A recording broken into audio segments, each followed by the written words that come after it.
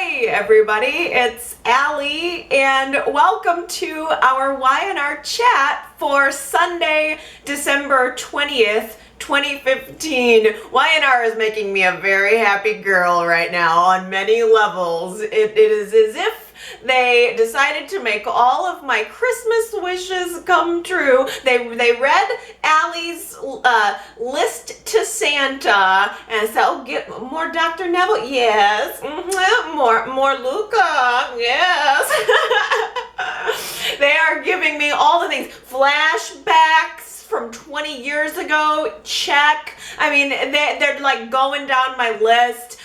Probably the thing that is surprisingly one of my favorite things about this entire week is the new level of villainy that Victor Newman has hit. And I should hate it because I'm constantly talking about Y&R needing to reform Victor and make him softer, make him a grandfather, make him more likable. And yet this week, I loved to hate him. I think because Eric Braeden maybe played it with a little bit of a sense of humor. It seemed like he chewed the scenery a little bit more. Eric Braeden was giving a little extra oomph this week. He had some fun with Victor's villainy, and it translated to me. It worked. It made Victor somehow likable yet hateable, all mixed together.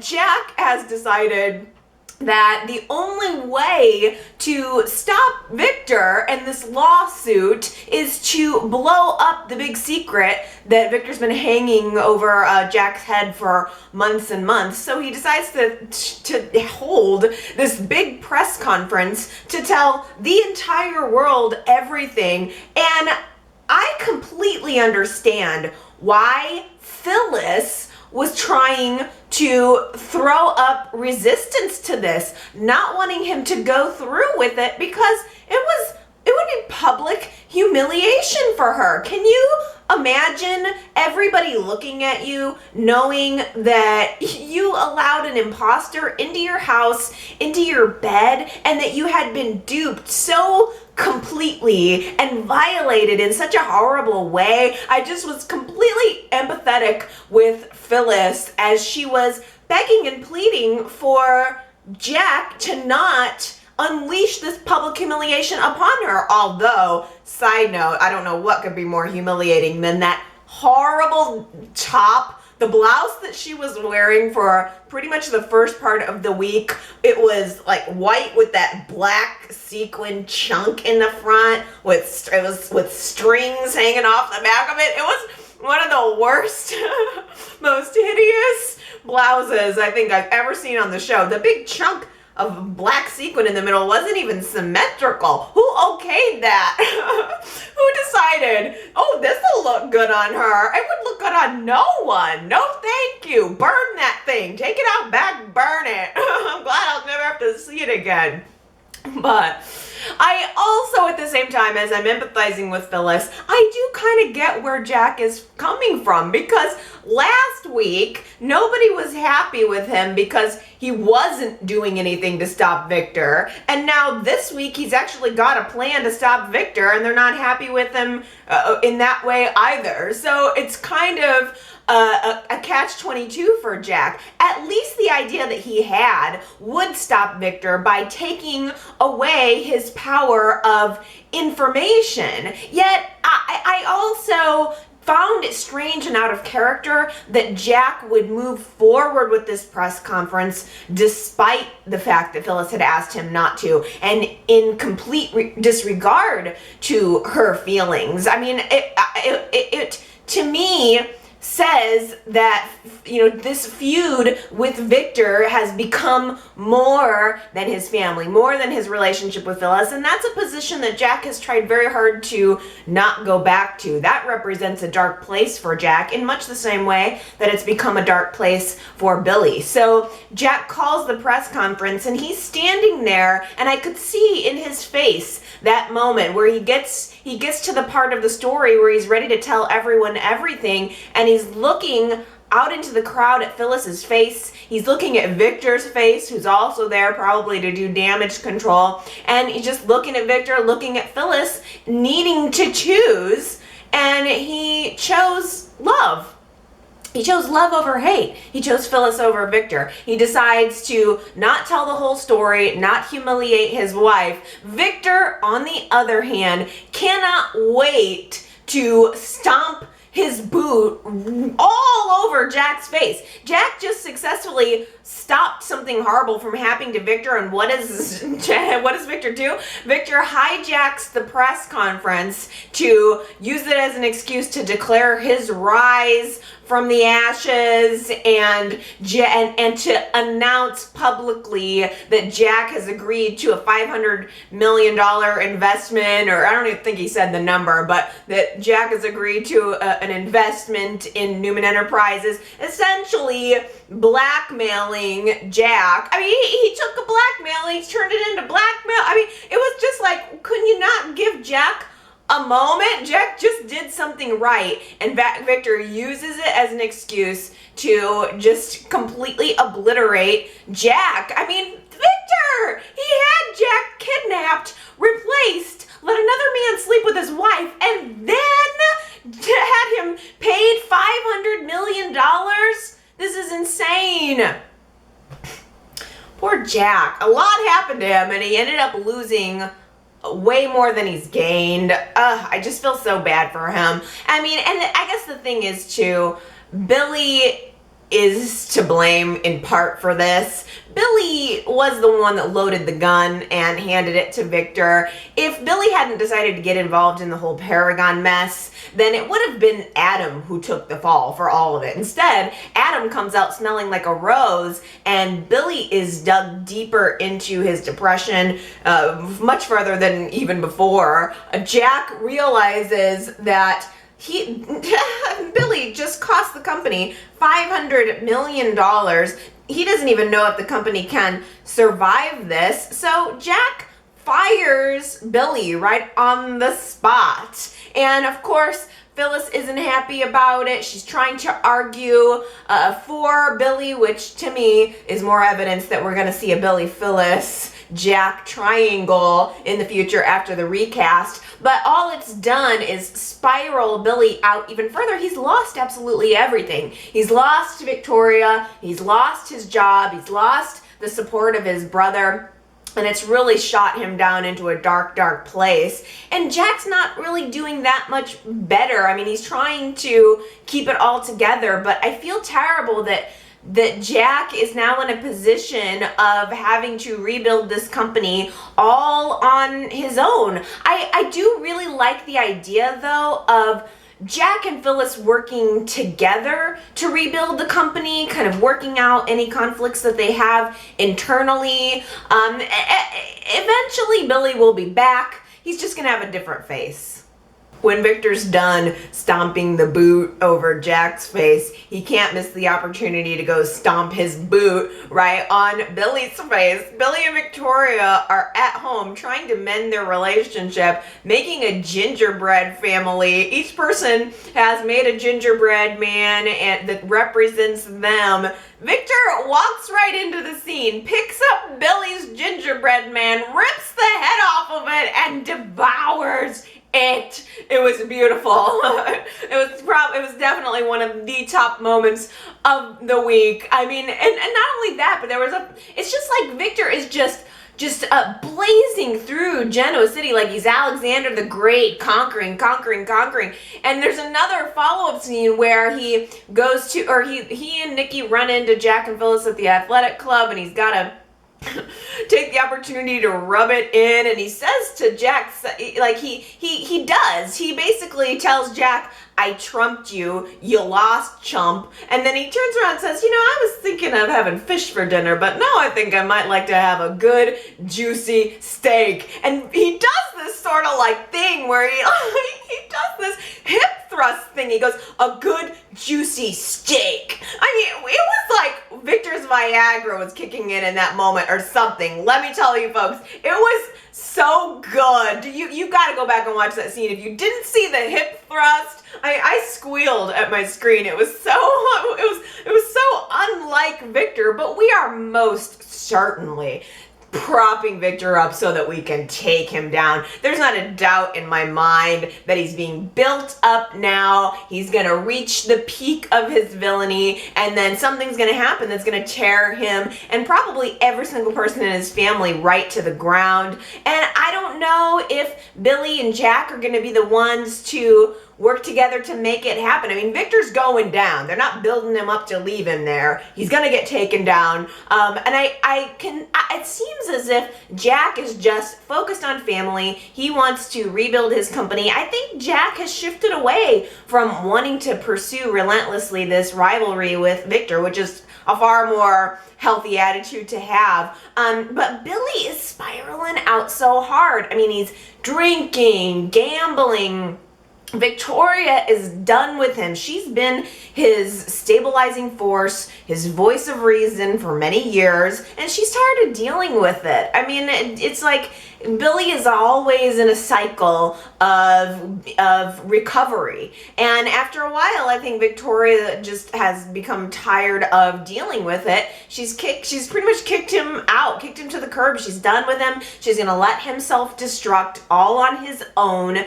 Chelsea did step in this week and try to talk to Billy, but also talk to Victoria and implore her to go and talk to Billy and help him. He needs your help. And there's this scene at the very end of Friday's show. There's a Christmas party at the Underground, and of course Billy's wasted at it. Victoria sees him there. There's this argument between them. Stitch tries to step in to help Billy, and Billy gets all mouthy with him and insecure. And I thought that, you know, for as much as I've said it's hard to buy this Billy as a drunk and a gambler, I thought Burgess did a really good job of, I felt his insecurity when he made the comment to Stitch about, what, are you gonna warm her bed now? Don't want to take me to Victoria's house. It might interfere with you sleeping with her kind of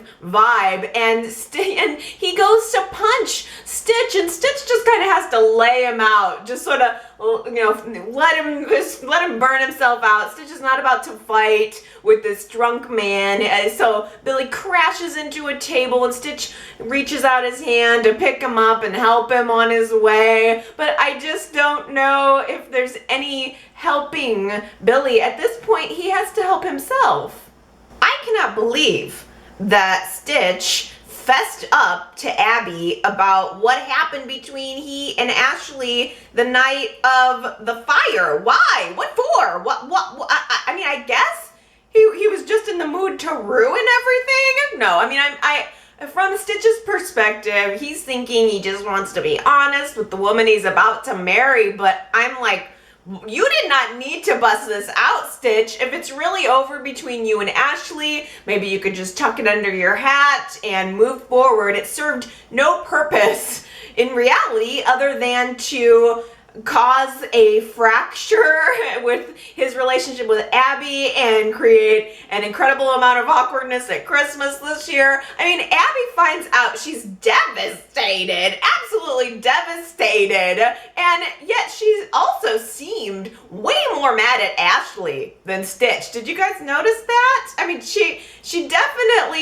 called off the wedding with Stitch. She was immediately not happy with him, but the way she marched up to Ashley to confront her, I thought, well, why? I mean, Stitch is the one that confessed his love and then kept it from Abby. I felt that Ashley was at least trying to do the right thing here by not trying to interfere in her daughter's relationship. So Abby's confronting Ashley, and Ashley can't lie about it. She's not going to act like it didn't happen. But when Abby straight up asks Ashley, do you still love Stitch? Ashley lies, in my opinion. She says no. He's in love with you. He wants to be with you. I want you to be happy with him. I don't still love him.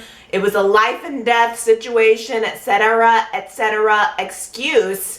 I think that Ashley simply does not want her daughter to miss out on a lifetime of love and happiness the way that she feels she did. Ashley feels that her career and her constant drive at Jabot, to keep Jabot, to be at the top at Jabot, has gotten in the way of doing something really important with her life, be it philanthropic, or be it love. I mean, Ashley missed out on all of that, and I think that everything Ashley did post fire was to try to prevent her daughter from making the same mistake that she did.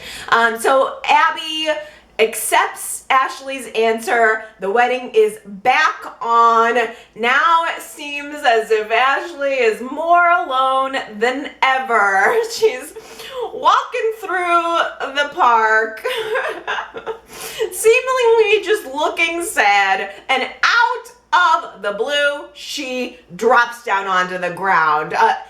She's blacked out. Something's happened. It was like, oh yeah, remember that brain tumor that Ashley had? Yeah, me neither. I completely forgot about it. They let Ashley had brain surgery a couple months ago, and it just never got followed up. Didn't she have a bandage for a week or two? Maybe, no, she probably had a bandage for a couple of days after her risky brain surgery, and that's just another reason why I love soaps. And they never mentioned it again until boom, down on the floor in the park. I thought that was kind of hilarious, but when she blacks out, she has this wonderful conversation with John, which I enjoyed so much because we don't usually see Ashley interacting with John. It's always Jack who has that fantasy and never her. And I loved it. It's just, he had a chance to call her my beauty. I've always loved their father-daughter relationship.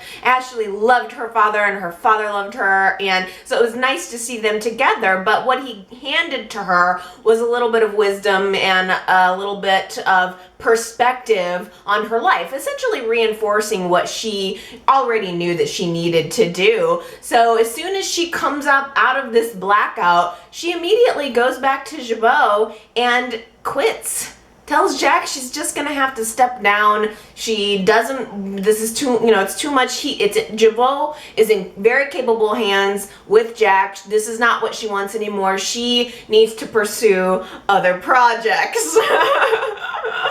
And I cannot tell you how much I am for Ashley pursuing these other projects. So, all of a sudden this week, Dr. Neville is back in town. He is having a conversation with Devon, which we'll talk all about in a minute, all about this his revolutionary research when Ashley happens to breeze by, overhear what they're talking about, and she inquires of Dr. Neville, and there's this moment where, oh my god, he stands up, and they have this introduction moment, oh, who are you? And oh yes, and it's so clearly going to be the relationship that I asked Y&R for. Thank you! And I want you guys to know that the second that Ashley and Dr. Neville appeared on the screen together, I want you to know and not doubt that I stood up and I applauded the screen. I kid you not. I was squealing and clapping, and I didn't even get to watch the scene the first time because I just thought, Y&R is answering my prayers. I know that I've said at least 2 different times that we need to bring Dr. Neville on. We need to hook him up with Ashley. And now I can see that Y&R's doing that. And I was just overjoyed. I had to go back and watch the scene later because I didn't hear anything. I just realized that it was happening and my brain exploded. I'm so happy. I feel like Ashley needs a great love. And Dr. Neville, I gotta learn his first name. What is his first name? Because I don't want to keep calling him Dr. Neville. We need to get on a first name personal basis with him. So somebody tell me because I can't remember. I'm sure it's been said. What's Dr. Neville's first name? But I just feel like he is bringing just a level of sophistication and frankly kind of a comedy to the show. His delivery is so interesting to me. I love Eileen Davidson. I think this is a match made in heaven. Do not screw it up, YNR, please. Do not blow this. Give him a contract. I want to see him in, I want to see an update that what's his name, Michael E. Knight has been contracted on the show, put him into the opening credits and build this romance and blow my mind. This is probably the single greatest thing that's happened in YNR all year. And frankly, I just think that they both need it. I think this is a match made in heaven. So Ashley starts sniffing around about Dr. Neville's research, and I think because there's a connection with her brain tumor, and she's a chemist, she's a scientist, and she's looking for a way to help people, and clearly he's someone who also believes very passionately in helping people, and so she goes to Stitch actually and asks Stitch if she should, starts asking questions about Dr. Neville, and Stitch warns her against getting involved with him, which just makes her want it more. I am so on board for this. And that is my poll question for you this week. Are you on board with this? Or let's say it like this. Should Ashley be getting involved with Dr. Neville? You tell me, yrchat.com. Should Ashley be getting involved with Dr. Neville? Let me know if you think yes, you're all for it, no, is it a mistake? You know where I stand on it, but don't let me influence you. Go cast your vote in that poll and tell me what your instinct is here. Well, my hottie pet project potential Joe is apparently disappearing. There's a pickup scene this week where Lily and Kane are talking about Joe. He's been arrested and he's going to serve a minimum of 6 years in prison. And then Gary called into my voicemail and confirmed that he saw a report in Soap Opera Digest that Scott Allured is out. He's off the show. He's still in the opening credits. I thought they were really gonna try with him, but I don't know. If Adam can get out of the whole Delia thing on Good Behavior, I don't see why YNR couldn't work up a reason to keep Joe around. Obviously, they are just deciding to go in a different direction, and Joe's not part of the plan, which I do find disappointing. They turned him into a bad guy sort of on a dime. It felt like they were working on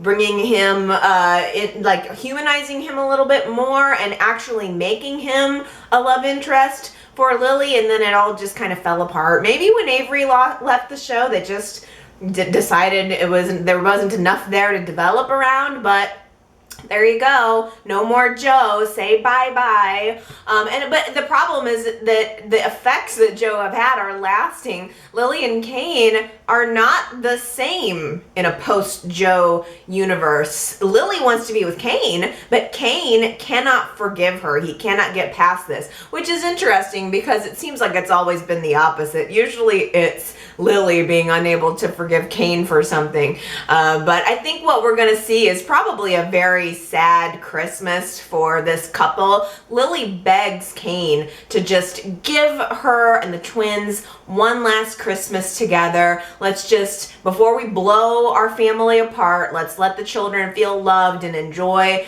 this one more time together. And so I'm kind of guessing that maybe that will be part of the Christmas scenes next week, which is really just gonna be a bummer. I'm gonna try not to think too hard about it as I'm watching old Dr. Neville and Ashley develop their budding romance. I know I'm gonna make you guys bias in that poll. I mean, you never know. He could turn out to be a bad guy. If we've seen anything with Joe, we thought he was gonna be all right for a while, and YNR turns it on a dime when they want to. So I don't know. I mean, Dr. Neville could be a nefarious character. He might not be good for Ashley. I want it to be good for Ashley. He shows back up in town. And he thinks he's going to blackmail Neil into giving him some money for research on his project. I mean, at least when Dr. Neville's blackmailing, he's kind of blackmailing for a good cause. I'm making excuses, but whatever. The problem is, sorry, that cat is already out of the bag. Mostly, Neil doesn't really care if I don't know why. He doesn't seem to really care if Dr. Neville tells anybody anything. Although Lily doesn't know. She doesn't know that Neil was the one who kidnapped Hilary, and the police don't know that Neil was the one who kidnapped Hilary. So that Neil still has something to lose, but yet he's choosing to, I don't know, I guess, play a little bit of risk. And instead of getting Neil to give in to the blackmail, Hilary learns about this and implores Devon to give in to the good doctor's blackmail, fund his research. He's helping other people. I'm alive because of him, so please give him your money. So happily, Dr. Neville accepts a big fat check from Devon. and so a new thing begins. A new research project, a new business begins.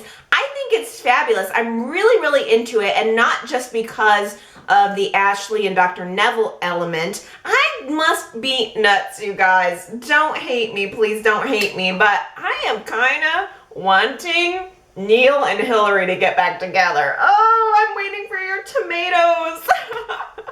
But there's that scene up in her hotel room this week. She was looking all beautiful in that olive and black top, like it was V-neck. She had this awesome like side hairdo, like the back is pulled over to one side and the front's pulled over to the other side, and she had these cool little rectangle-y earrings. And Hilary just looked all good, and Neil's up in her room, clearly resisting her advances, but she manages to get a smooch in, and I thought it was kind of hot, and I'm like, you know what? I'm feeling this more than I'm feeling Hilary and Devon. It's just always been tainted because of the affair and all blah, blah. But it's almost like YNR's doing their relationship right this time.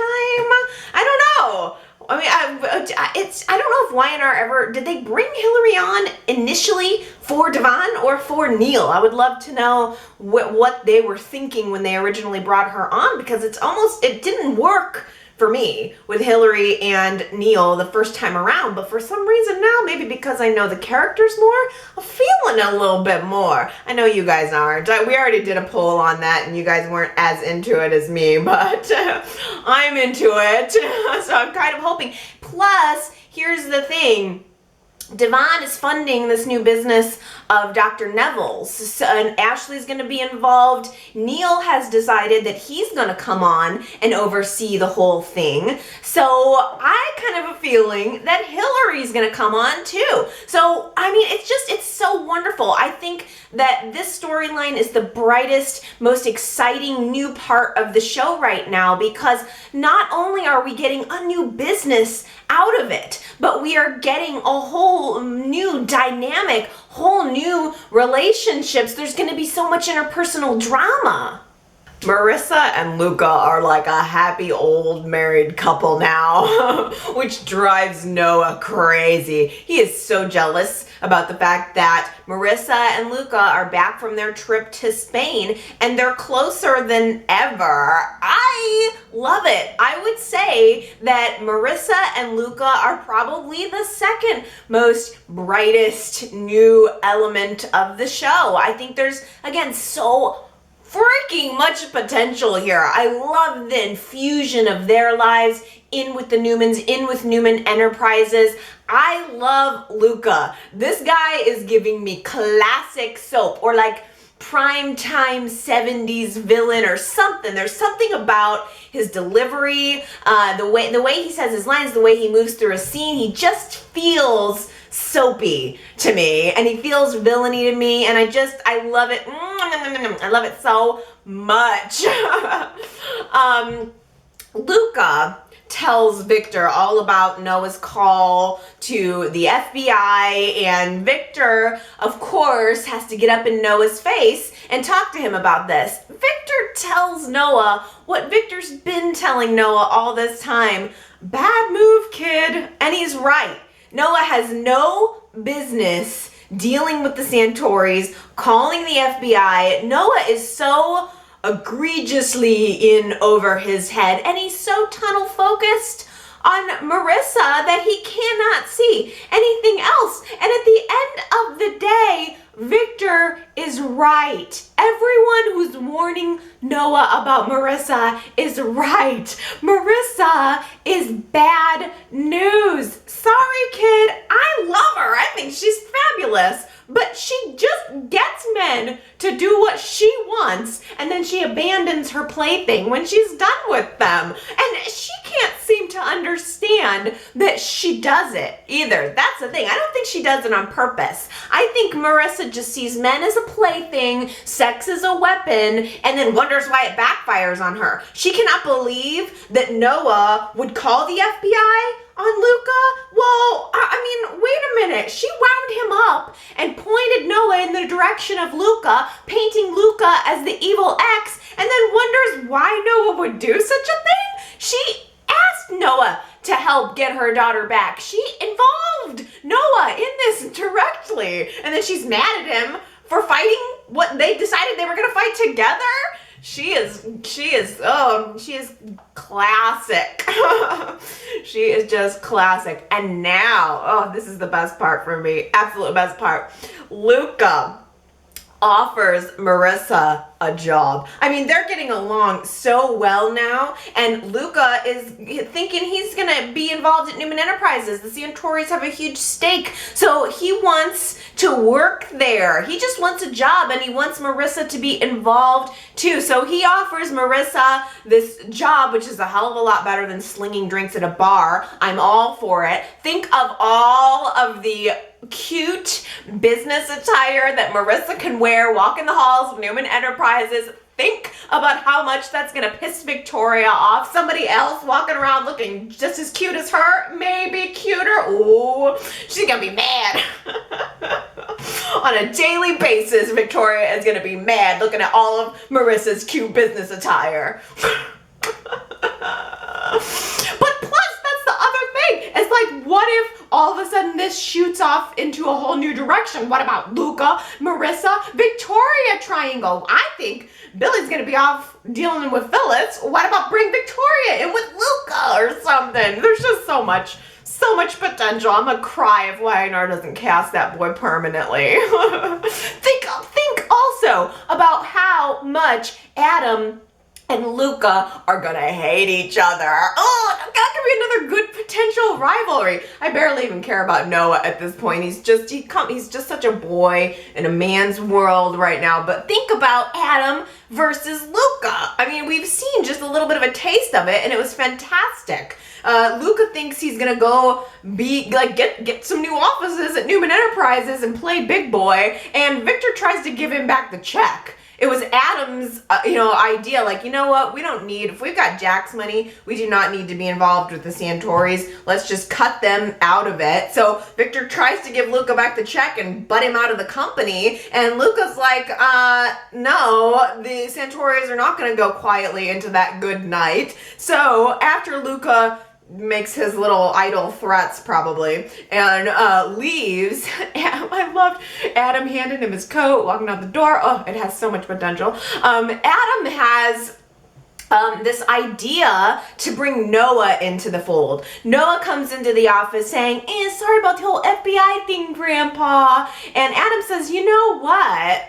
If we can't get rid of the Santoris quietly, why don't we just lure them in, and we'll use Noah to try to make them feel comfortable, and then we'll push him out through the back door. Which I just on a side note, Adam, he's just right where he belongs, is he not? I loved all of the scenes between Victor and Adam in the office this week. I mean, Adam belongs right there, right beside Victor. I love the way these two characters are playing off of each other. I love that Victor is taking Adam's advice. Victor just sits back and lets Adam be good at what Adam's good at, being brilliant, and then just gives the okay, yes or no. It's a good dynamic. My problem is, though, Noah is just a pawn. I mean, he's just getting caught up in all of this. Victor and Adam don't respect Noah. No one does. Sorry. Chip off the old block my ass. Chip off a whose block? Nick, Victor, he's just a poor dumb kid. He's more of a chip off of Nick's block than off of Victor's block. I mean, Noah, he's Nick's kid. All he sees is Marissa. He does not care about anything else, about business intrigue. He is more like his father. He just wants the girl and he wants a low-key job. So I just can't help but feel like Noah is getting caught up. He's a little boy getting caught up in the middle of a rich old man's game, which makes me pity him. I pity him. Then again, I pity Luca too. I think Luca's a pawn in the game. You see him sitting right next to Victor, trying to negotiate with Victor, acting like he's a big man and his family doesn't take no for an answer and all that. And there's something about him that's not confident yet. And I said it last week, I think. Noah and Luca are far more, they have far more in common than they have as a rivalry. I mean, I kind of almost think it would be a good twist if it starts out that Noah and Luca are being positioned as enemies within Newman Enterprises together, and in the end, maybe they'll work together to bring down the hammer on Victor. Has anyone told Nick that his two main employees have quit this week? Noah and Marissa are both out at the underground. Does Nick know? Does he need to get some backup help, like call in to get somebody to cover those shifts? Is Sage still working there? I don't know. I truly enjoyed, though, Uncle Nick and Sharon at Sharon's house this week. Nick's kind of holding the baby and getting to know him and calling himself Uncle Nick. And there was just this wonderful dynamic between Nick and Sharon. There was also a follow-up scene between Sharon and Sage. And Sharon is trying to talk to Sage and maybe help her through, offer a little bit of advice, just like everyone else is. There's this really subtle, wonderful moment where the baby cries and both women stand up instinctively. And it was nice. It was subtle. Sharon hands Sage the baby, gives her an opportunity to hold him for a little bit. And Sage just keeps continually getting lost in the baby's eyes, saying, oh, he has his father's eyes. I'm dying to know what exactly it is that Sage knows. She is really a character of intrigue for me. I don't know what she's thinking. I don't know what she knows. But it's almost like there is an instinct there. But, I don't want to read too much into it. There's no way she knows that's her baby, but I think she finds herself getting lost in it. And I still do empathize with her, even though she's making life really difficult on Nick. I gotta say, there's just something about Nick and Sharon that I can't get out of my mind from this week, because we know that Sage and Adam are the real parents. And when all is said and done with that, the people on the outside of this child who loved him but are not the parents and are going to have to step away are Nick and Sharon and Dylan. So there's also a part of me that wonders if Y&R is going to be moving us into new love triangles for 2016. Maybe Sharon, Dylan, and Nick, two brothers fighting over Sharon. And frankly, I would damn well love a Nick and Sharon reunion, maybe in 2016. Because Nick and Sage are damn well not going to be getting reunited. There's absolutely no way. The clear triangle there is Adam, Chelsea, and Sage. Adam, he really is his father's son, because he is having trouble working through his loyalties. And Chelsea sees it. She really gets it. Chelsea understands the essence of who Adam Newman is. Victor is victorious over getting his $500 million from Jabot. So he comes over to Adam and Chelsea's house and starts to spread a little bit of Christmas cheer, telling Adam he's proud of him, he's pumping him up, saying, "Good job, son." And it feeds right into that space of Adam's that he's always trying to fill. That's what he wants. And it's similar with Victoria. There's something about being Victor's child that makes you want his approval. And frankly, Nick's the only one who has bucked that, which does earn Nick his own amount of respect. But Victoria, much like Adam, are always seeking that approval from Victor. And Victor knows that he can both give it and take it away and have the desired effect. Chelsea gets that. She said to Adam this week, all of a sudden you're acting like Victor's a great man and you're happy to be working with him, but it's a thin line between love and hate. And it's true. I think that was such a wonderful observation on her part, and she really nailed him on that. Problem is, Adam is primarily working there and trying to make the best out of working there because Victor's the one that knows his secret about Sage and the baby. Kind of wish that Adam would just confide in Chelsea about that. It's not as if she hasn't forgiven him for other things, but it feels a little bit just duplicitous of him to not tell her what the real story behind his empathy for Sage is. Meanwhile, Sage she really is off the rails. It's becoming increasingly harder to identify with her because she just cannot be made happy. There is just no way.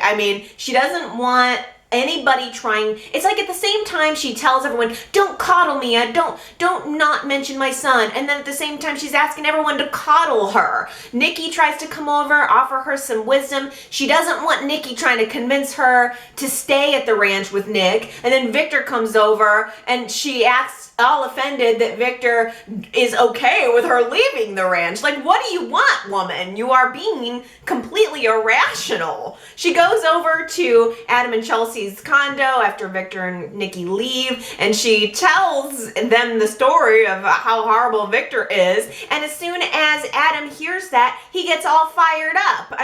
Like he can tell that Victor is trying to insert himself into this picture because Victor knows the full picture. Well, if Victor was doing anything overt, he was just trying to help protect Adam's relationship with Chelsea, trying to help protect Adam's family. So what's the problem here? I would think that Adam would be kind of happy about that, or at least appreciative of that. Now, last week's YRChat.com poll was, are you open to an Adam Sage romance? Wow. 67% of you said, no way, I hate it already. And only 33% were open to it. Yet there were a lot of comments that were pro. A lot of people have said, no, I don't want it. But then, it seems like the people who are open to Adam and Sage were a little more vocal about it. Victoria says, I hate it, but I'm open to a Sage and Dylan romance so that Nick and Sharon can get back together and Adam and Chelsea can stay together.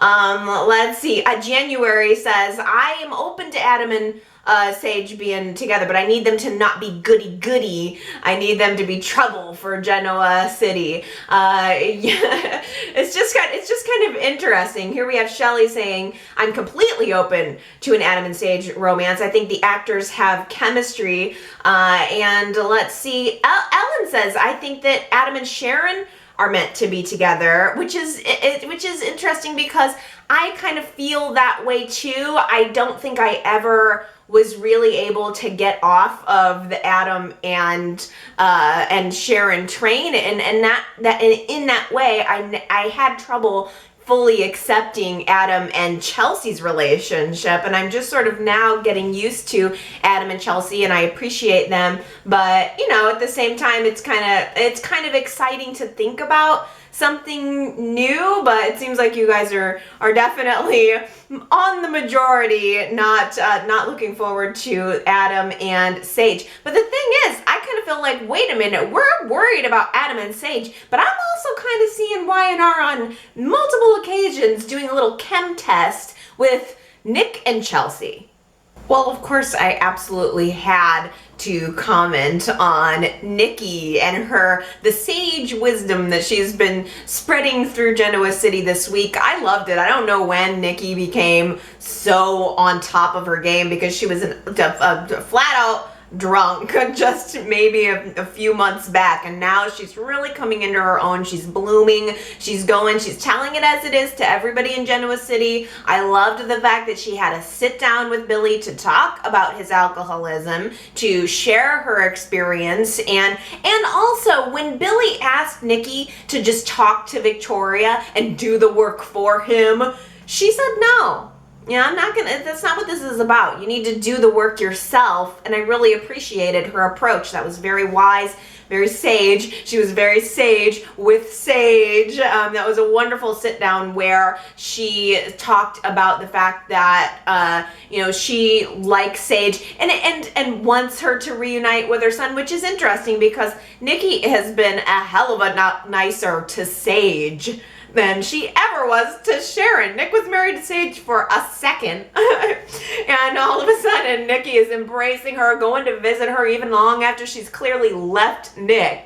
But I'm sure that that's because it's what Nick wants. Of course, it never stopped him before. I mean, Nikki was vicious towards Sharon from the very beginning for no other reason than she thought Sharon was after his money. I mean, after all of the years, it didn't occur to you that maybe they were in love with one another, and yet Nikki could never let Sharon get away with anything. But Sage just gets to walk all over Nick, and it's okay. But of course, I absolutely loved and savored Nikki's story, recounting to Sage the way she also had a miscarriage of her child with Jack, and how it was unfortunate, and kind of an unfortunate, a most definite unfortunate incident with Victor in the stairwell that caused her to lose the baby. And we saw that flashback. I mean, my God, where else but daytime can you see a 25-year-old flashback? And I went to the Wikipedia, friends. It's 25 years ago. Where else but daytime can you see a 25-year-old flashback with the same characters, same actors? It was just precious to me, absolutely precious to me to see that flashback. Of course, as I'm on Nikki Newman's Wikipedia, looking up what year that was and how long ago that flashback was from, I couldn't help but notice that her Wikipedia lists all of her married names. So I thought that you guys might enjoy hearing Nikki's full name. Including, if this is right, this is just according to Wikipedia, but including all of her marriages, Nikki's name should officially be, of course, then again, I'm not going to include all of the remarriages. This is just the one time. I mean, for crying out loud, there's 1, 2, 3, 4, 5, 6, 7, 8, 9 men. Oh God, 9 men! 8. Nikki, Reed, Foster, Bancroft, DeSalvo, Abbott, Landers, Chow, Sharp, Newman. Oh man, Nikki, you've been around. You got some wisdom to spread. You might need to spread it because this woman's been around. Now, I only recognize, of course, Nikki Reed is her maiden name, and I recognized everything from Abbott on. Abbott, Josh Landers was a doctor she was married to. David Chow was, I think, advising on her senatorial campaign. Sharp was Deacon Sharp, of course, and that was only within the last few years. And then, of course, Mr. Victor Newman. Now, I don't know Foster, Bancroft, and DeSalvo. I wonder why. DeSalvo sounds really familiar to me, but I'm not able to put my finger on it. Maybe you guys can fill in some of the blanks. Tell me how many of these names you recognize. I mean, 1, 2, 3, 4, 5, 6, 7, 8 men, and that doesn't even count all of the remarriages. Holy shiitake! That was last week's Who Said It quote. The answer was Kevin, and Consuela, Victoria, Sharita, and Tawny all got it right. Anna called into my voicemail and said that the first time she heard the phrase holy shiitake was in a 90s movie called Spy Kids, which I haven't seen. This is, I think, the very first time I've ever heard holy shiitake used as an expression, but I love it, and I assure you I have used it at several points throughout the past week. So that, I think, maybe was a pretty good one. But this week's Who Said It, I think I'm gonna trick you guys. I think this is a tough one. So you would probably have, because anybody really could have said it, anybody. So the only way you're gonna get this is if you were really watching the show this week. So this week's Who Said It quote is, I'm not so sure I made Santa's nice list this year. Who said it? You can go to yrchat.com and leave your guess, and if you get it right, I will give you a shout out during next week's YNR chat. I'm not so sure I made Santa's nice list this year. Let us read some comments, shall we? The YR Chatterbox. This made me laugh so good. January on Facebook says, funniest quote of the year. Did you have sex with my mom in the rubble? Abby Newman. Great line. Great moment. I agree with you. That's a nice little Christmas moment there, and very representative of soap operas, I would say. James, also on Facebook, says, Allie, looks like your wish is coming true. Ashley and Dr. Neville hook up? Yes! Thank you for noticing, James. And yes, I cannot freaking wait for this. Beatrice called in and also left me a voicemail. She says, yeah, I don't know if it's just me, but I think that Dr. Neville is a very handsome man. Well, allow me to reassure you, Beatrice, it is not just you. I think probably, let's be real, I'm gonna break it down for you here. Probably the reason I'm so excited about Dr. Neville is that deep down, and not even really that deep, you could scratch the surface and see it, I find him to be very attractive. I think he's a sexy gentleman. He's got a personality. I love Eileen Davidson, so I just think that's a really good, smart match. But really, I'm just happy to see the sexy man on my screen. And let's be real here, I also, quite frankly, find Luca to be very attractive. So, yeah, you know, it's like YNR's giving me lots of sexy mins for Christmas. There ain't nothing wrong with that. Oh, man. Anna left me a voicemail with this zinger. She says, for as many times as Devon has been blackmailed over the course of the past year, how does he have any money left? That's a good question. He's got to have tapped the resources. But then again, it's inconceivable almost to me that Newman Enterprises or Jabot Cosmetic could just peel off $500 million. It's like, I think YNR is just trying to remind us that these people are super rich. I mean, they are beyond billionaires, and I like it when they remind me. I like when they give me real dollar figures. It helps set the scene for me to let me know exactly how rich these people are. Daisy on Facebook makes a good point. She says, I still wonder if Hilary is faking. Does she still love Devon, but is pretending to love Neil so that at some point she can get revenge on him for what he did to her? I think that's a really good possibility, Daisy. I keep going back and forth.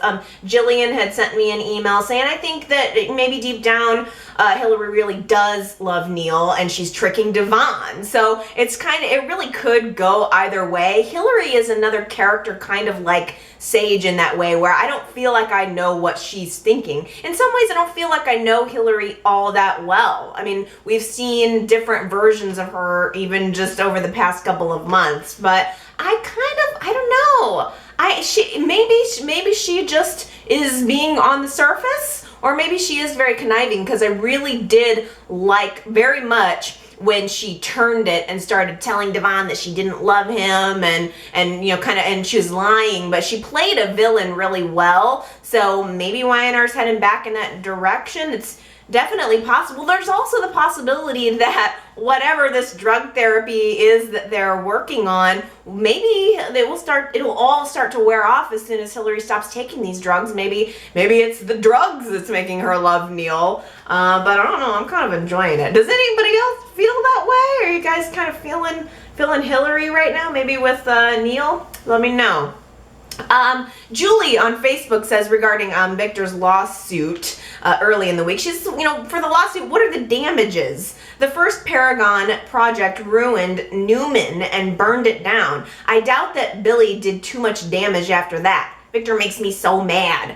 I was thinking that too. Frankly, the whole Newman lawsuit against Jabot, it was never fully fleshed out, if you ask me. There's been a lot about this that hasn't entirely made sense. I'm just kind of choosing to go with it, I suppose. I kind of am liking the idea of Jabot and Newman as their own units for a while. We add in this new company that Devon is funding and that Ashley is involved in. I kind of want to see these companies work within themselves for a little bit, work out whatever problems they're having, and then start to interconnect it later. But there's a part of me that's kind of sick of the back and forth war between Newman and Jabot, and I kind of need a break from it, but that doesn't mean I'd want to stop seeing these business storylines.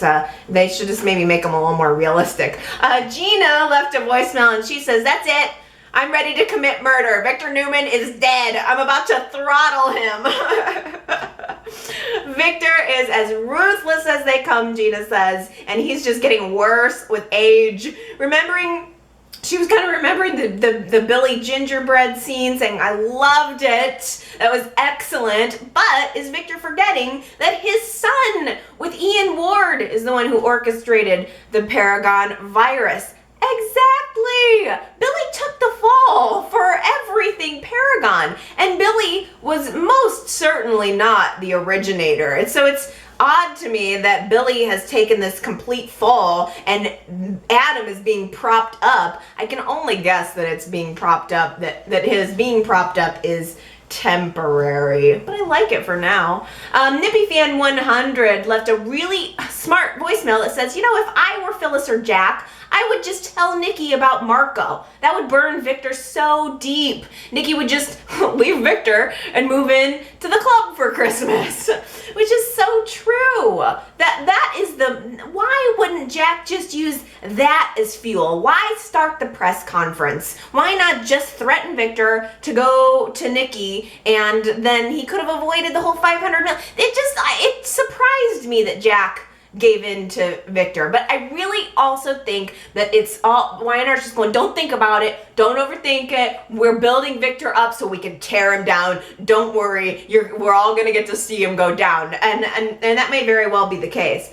Gary left a voicemail kind of zeroing in on Billy, saying that Billy doesn't really make any mistakes more than anyone else on the show, and yet they keep hitting him over the head with a sledgehammer and browbeating him. And I noticed that too. I mean, certainly the gambling and the drinking are not good, but if we just take that out of it and look at everything that happened with the Paragon virus, how is it any different than something Jack would have got involved in? And there's part of me that thinks that what it is Jack recognizing that vengefulness toward Victor that has cost them a piece of Jabot. And it's Jack recognizing something that he once did. It was Jack's need to get revenge on Victor that left the door open for the Abbotts losing Jabot in the first place. John was still alive when that happened. So maybe Jack is being so hard on Billy because this is something that he's done before. Maybe he's seeing something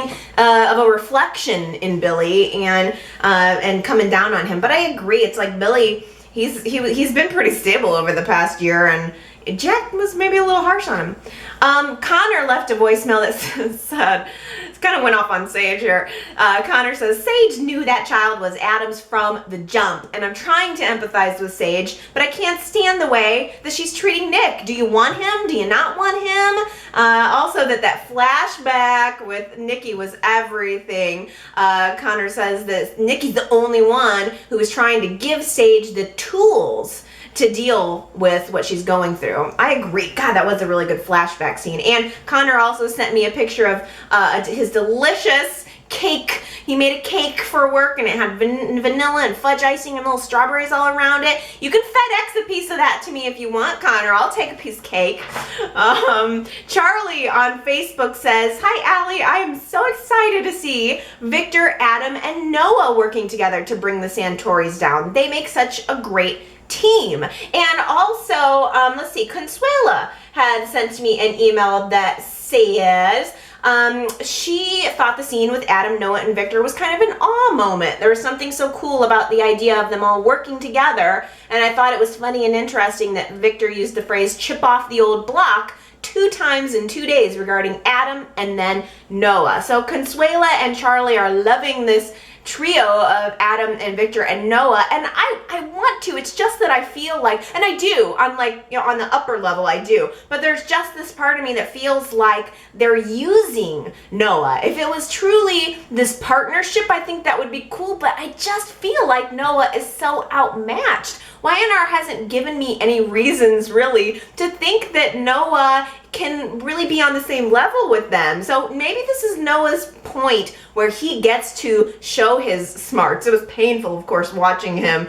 show Luca around their offices at Newman Enterprises and Luca telling him, hey, you're dismissed. It's just gonna make Marissa feel bad for him and want him more. I mean, you know they're gonna have sex in that hallway or something. There will definitely be a Noah, Marissa, broom closet sex fest to come.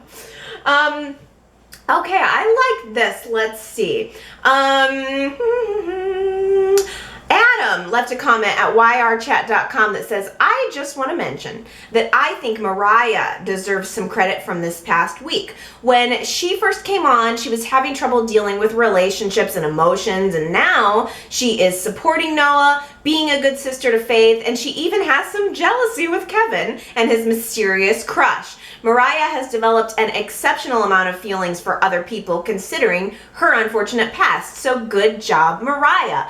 I love this comment, Adam, and I wanted to highlight it too because I've enjoyed Mariah throughout the past week. I liked her having to hold herself back with, you know, not wanting to lunge on Marissa and Luca. I loved her wearing the Bah Humbug shirt and YNR showing us little scenes of her. Who was it? I think somebody said, maybe Billy or Stitch said that Mariah had some extra holiday cheer, which basically means she's just as, like, 4 times as grumpy as usual, and they flash to the scene of her, like, rolling her eyes at somebody. Mariah is definitely given a lot of comic relief, but we're definitely seeing that heart from her too. And it's just funny because I was focusing on her a little bit as I was watching the show and thinking that I wish YNR would dig in a little bit more to her. Maybe it's time Mariah had a storyline, and that brings me to Rocks Grace on YouTube, who says, I'm really into the Luca, Marissa, Noah storyline more than I should be, really. And I like that Luca is shown as more of a gray character. I'm totally with you there. I have to say, I would love to see Luca being chem-tested with Mariah down the line. I think that could be a very interesting match. Plus, Mariah needs a freaking storyline, not to mention some lovin' after that terrible sex with Kevin.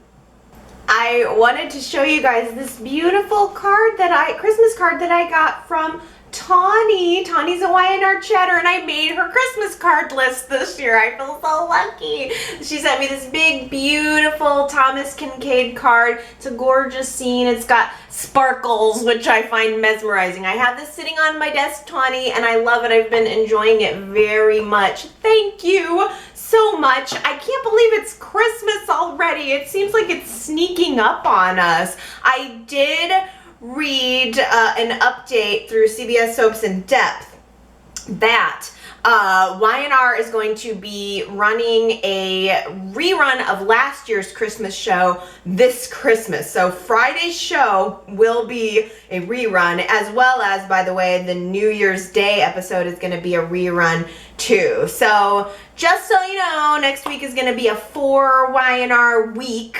So we'll have a little bit of extra, we got to savor those 4 episodes. Now, the other thing I wanted to mention is that I had put up this section at yrchat.com for more kind of community questions. On a weekly basis, we talk about the weekly show, but I wanted to give us the opportunity to talk a little bit about more about YNR in more of a broad way, more of a general way. The first question that I put up there last week was an introductions post, and if you haven't read it, you have got to go read the YNR chat introductions. The other people who are listening to the podcast, watching this video, they're introducing themselves, saying kind of a little bit more about who they are, their stories about watching YNR, how they started watching YNR. So it's totally a very interesting thing to go read. What other types of people are like into this show that you're into? So go to yrchat.com and read the introductions and give your introductions. I would love to learn more about you guys. You know plenty about me, and I'm putting up a second kind of community question this week that's Christmas themed. I would love for you guys to tell me your favorite YNR Christmas memories. So if you've been watching the show for any length of time, or you've seen a Christmas episode, what are your favorite themes of YNR Christmas, storylines that happened around YNR Christmas? Go to yrchat.com, and I would love to hear you guys talking about your YNR Christmas memories.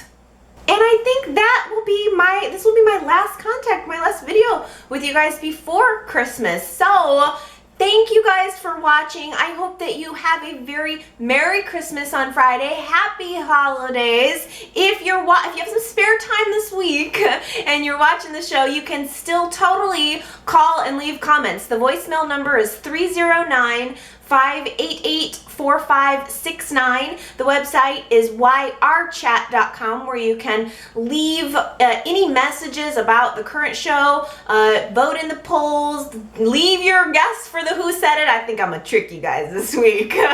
See the photo caption, talk about the show with other YNR chatters, and of course you can find the Twitter, Facebook, and YouTube links there as well.